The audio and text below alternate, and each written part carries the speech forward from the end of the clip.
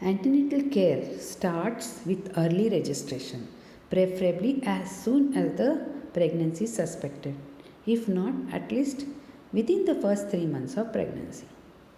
This can be helped by ASHA workers, Anganwadi workers, then trained birth attender, Mahila Mandal, village committee. They can help listing the pregnant women, and they should also find out, or they can refer the patients to the health worker, and the health worker can inquire regarding if there is any unwanted pregnancy.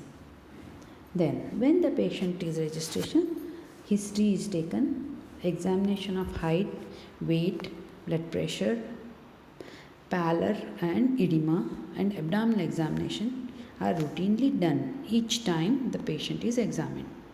Then iron and folic acid supplements are given, also calcium is given. All the supplements are given at appropriate time. Injection TT is also given proper time, and proper number of two injections are given. Then we have to give advice regarding nutrition. Women should have sufficient calories and all types of food. It should be a complete nutrition. Should give advice regarding work. Excessive work is not advisable. Adequate rest is advised and adequate sleep is advised. Then we have to find out common problems, and treatment for the same is given. And hygiene also should be maintained by the woman. Advice regarding hygiene is also given to the mother. This can show the height is measured and the weight is measured. Blood pressure is measured every time. This is a rural setup where the health workers are measuring the blood pressure. This is see how the antenatal care is given by the grassroots level workers. This is a tetanus vaccine injection is given. The common symptoms of discomfort are nausea and vomiting. Then heartburns, this is because of the acidity. You can give antacid for that, antiemetic for vomiting. Patient can complain of constipation. For that, appropriate treatment is given. And there may be increased frequency of urination. If it is without burning micturition, then it is a normal physiological change of the pregnancy. Whereas there are symptoms which indicate that complication may be arising, like patient may have fever or vaginal discharge. This could be because of fever, could be because of some infection. Vaginal discharge depends if whether it is color, liquor color, then maybe PROM or premature rupture of membrane, or it could be blood stain, then that could be antepartum hemorrhage, or it could be show, that is a early labor, or it could be foul smelling where you suspect the infection. Then patient may complain of palpitations or very easy fatigability or breathlessness. Then we have to rule out cardiovascular disease, and ASHA worker or the health worker should refer them to a higher center. Then there may be generalized swelling or body puffiness, which could be because of the toxemia of pregnancy, and also if there is excessive weight gain. That's a very important first sign of toxemia of pregnancy. There could be vaginal bleeding, I already told you, or there may be oliguria, there could be some renal problem. Then of course very important is fetal movements are decreased or they are absent. That's a very ominous sign, and a patient should be always told to, after the viability, to count the daily movements. At least 10 movements should occur within 12 hours. If it is less, then she must immediately contact the health worker. Then there could be leaking watery fluid per vagina, that could be a liquor. Then we should give them, health worker should give them advice, counsel regarding sex during pregnancy. If there is any risk of abortion or history of previous recurrent spontaneous abortion or risk of preterm delivery, then they should avoid having intercourse during pregnancy. Then also woman is prepared for birth preparedness or complication readiness by counseling. All pregnant women must be encouraged to opt for institutional delivery with a skilled birth attender. Then you have to also discuss about finances. The woman and her family should be given an estimate of expenses. Then they should be made aware of signs of labor and danger signs. Signs of labor is presence of show, that is blood stained mucoid discharge per vagina, which is associated with painful uterine contractions or regular abdominal pain, which will start maybe once at 20 minutes, which will slowly increase. This pain will go on increasing regularly. It will increase in frequency, it will increase in strength, and it will increase in duration. And the pain is having relaxation or pain-free period in between the contractions. Then if there is a bag of water has broken or there is a like a drainage, clear fluid, that is also another sign of labor. The danger signs are any bleeding PV during pregnancy, especially if it is heavy, and if it is postnatal bleeding which is more than 500 ml, that is a dangerous sign.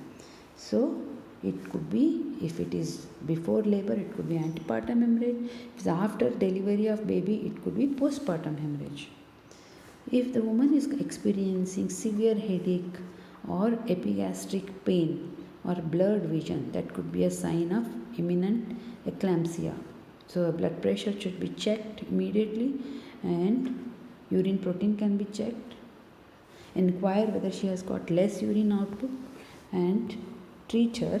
We start with magnesium sulfate, and then further obstetric management has to be taken. Her BP should be recorded frequently, and according to the BP recording, the treatment is given to control the hypertension, and according to PV findings about the baby's presenting part and cervical favorability and baby's heart rate, obstetric management is decided. Whether vaginal delivery or cesarean section is decided depending on the patient's findings.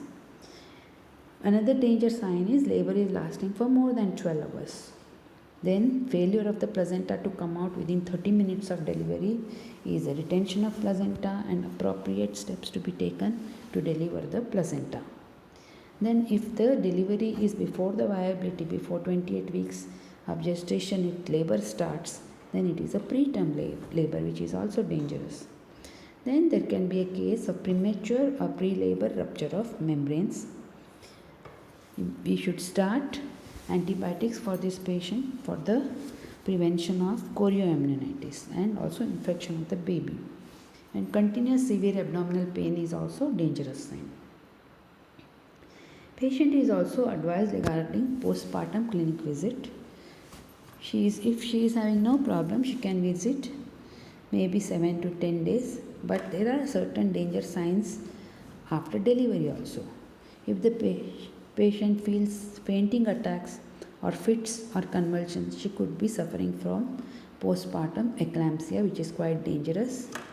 If she has got bleeding which is not decreasing and she is having large clots and pieces of tissue, then that is also danger sign. It may indicate retained products of conception. It could be retained membranes or retained placenta or a part of cotyledon of placenta. So she needs immediate attention and treatment. Patient having fever, also dangerous. For more than 24 hours, if the fever continues, she could be having postpartum infection of genital tract, or it could be breast infection, or it could be upper respiratory tract or lung infection. It could be urinary tract infection or thrombophlebitis. She should be examined for all and accordingly treated. If patient is having severe vomiting or diarrhea also, it's dangerous, especially if she has undergone cesarean section, and we have to rule out that there is no intestinal injury.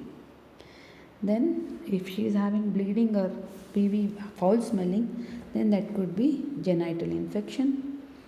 Severe pain in chest or shortness of breath could be because of some cardiovascular problem. And as I said, if there is a breast pain, redness, swelling, or the leg is red and swelling, it could be breast abscess, or it could be the second part is it could be thrombophlebitis. Then incision, episiotomy or cesarean section. Incision site may have pain, may have swelling, or it could become red, or there is a discharge at that site. That has to be explored, and hematoma should be ruled out. Any infection should be ruled out. If she is complaining of urine passing through vagina or feces, then we have to rule out VVF or vesicovaginal fistula or rectovaginal fistula. Painful urinating, we should do urine test for microscopy, and if pus cells are more, then we have to do culture sensitivity to rule out urinary tract infection. If infection is there, we find out which antibiotic it is sensitive to and accordingly give her the treatment. So ideally a new mother should visit a health facility for her first postpartum visit, or should visit within 7 to 10 days of delivery. Sometimes the health workers will visit her at home. We have to advise her about diet, extra calories for because she is lactating, and the rest, and she should take iron and calcium supplement, and after a certain period of time we should advise her regarding postnatal exercises. And also hygiene is important. She should keep herself clean, and advice regarding proper lactation and care of the newborn is also given to her.